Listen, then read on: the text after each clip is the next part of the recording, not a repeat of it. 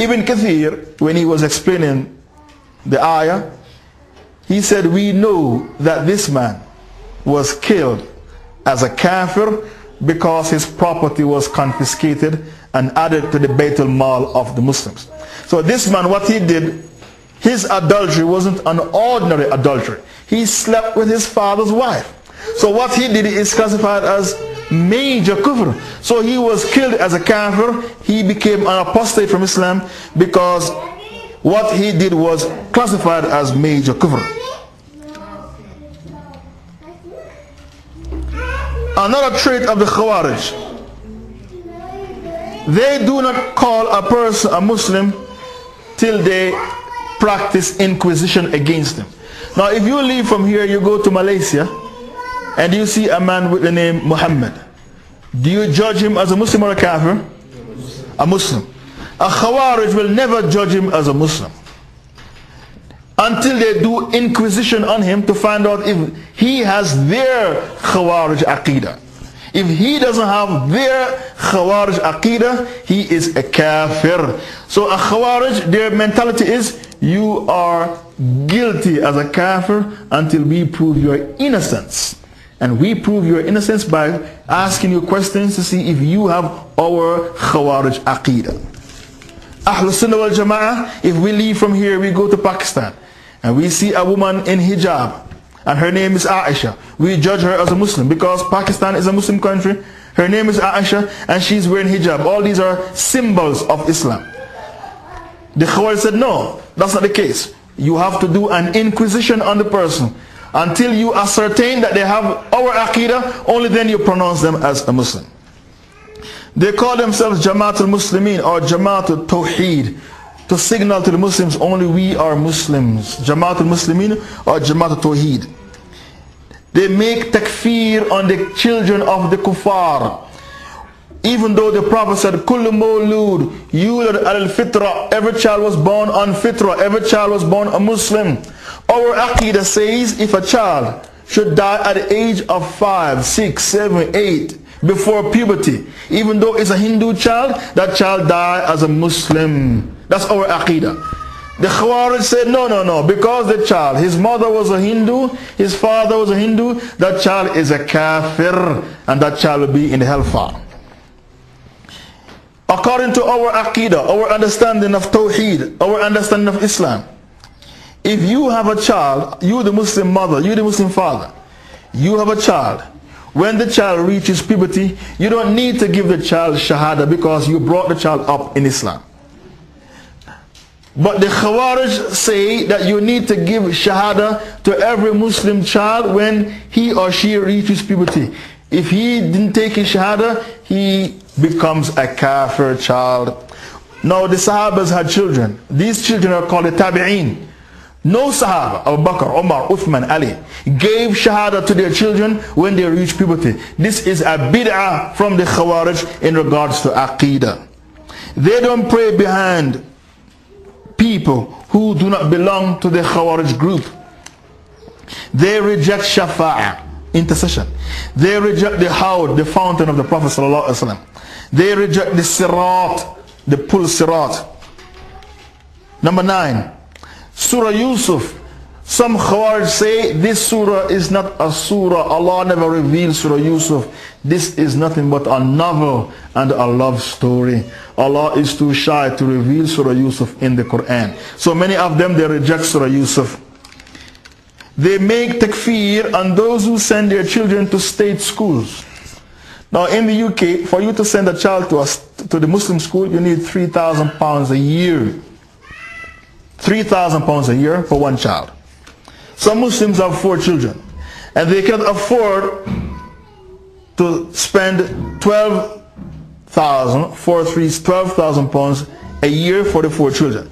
So some Muslim parents, they send their children to state schools, and some children they send to Muslim schools because they can't afford to send all of them to a Muslim school. The Khawarij in the UK, they make takfir on all the Muslim parents who send their children to state schools, because they say at the state schools they teach that to be gay is normal and men evolved from apes.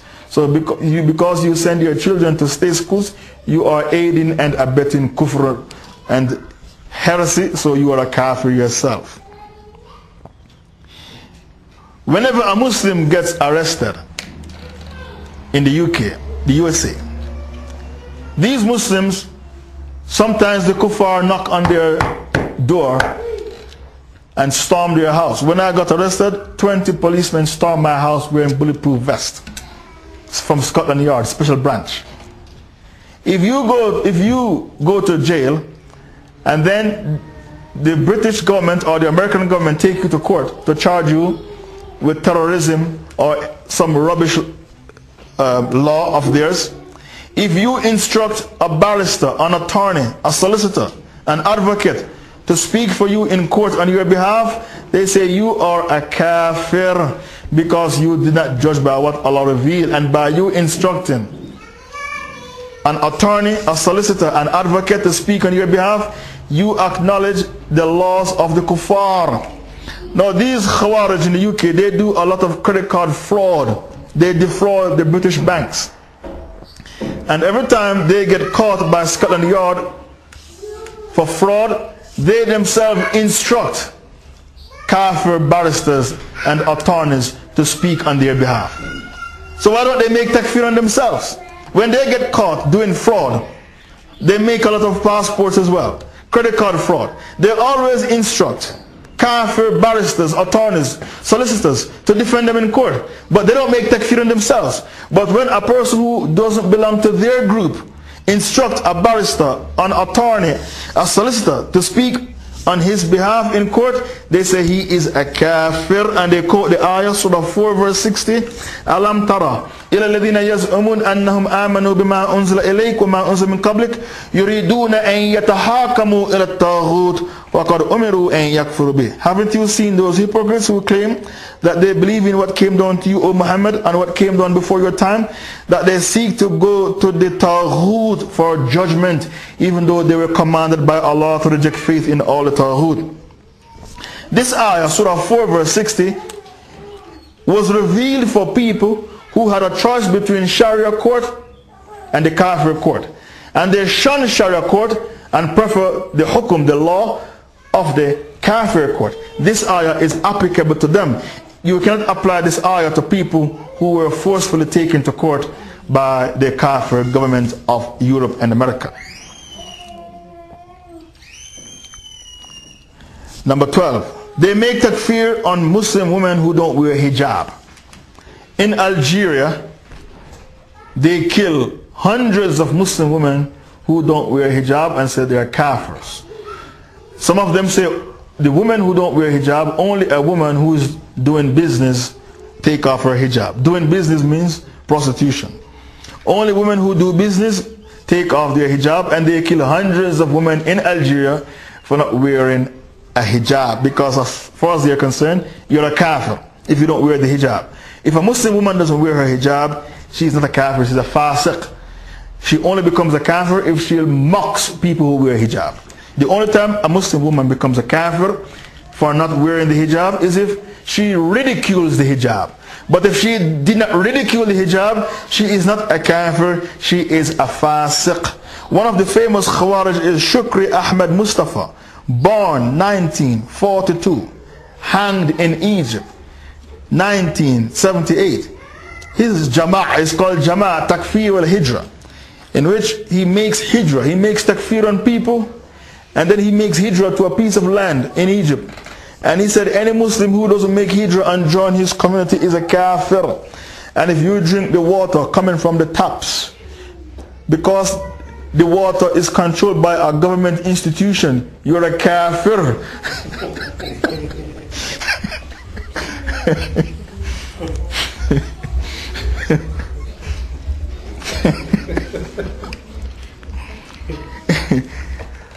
So they said you have to make bara. Bara means to disassociate yourself or disavowal. You have to make bara from the kafir governments and all the kafir institutions. The only halal water that you're allowed to drink is the water coming from a well, because that well is not controlled by the government. This was the Aqidah of Shukri Ahmed Mustafa. And